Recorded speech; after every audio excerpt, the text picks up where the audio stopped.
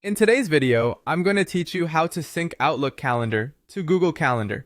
We'll take your existing Outlook calendar and view it inside Google Calendar so your events show up in one place. This is a one-way read-only sync using an ICS link, which means you'll keep editing in Outlook, and Google will display those changes after it refreshes.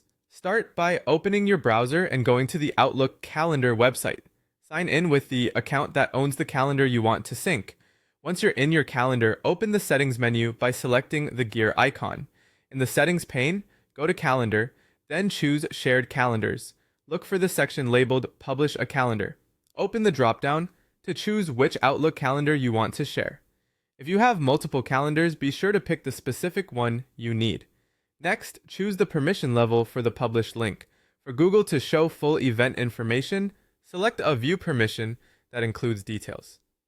When you're ready, click Publish. Outlook now shows two links, an HTML link and an ICS link. The HTML link is just a web view. Google Calendar can't subscribe to that. Instead, click the ICS link option, then click Copy Link and confirm by clicking Copy. That places the subscription address on your clipboard. Switch over to Google Calendar in your browser. On the left, find Other Calendars and click the plus sign next to it. From the menu, choose from URL.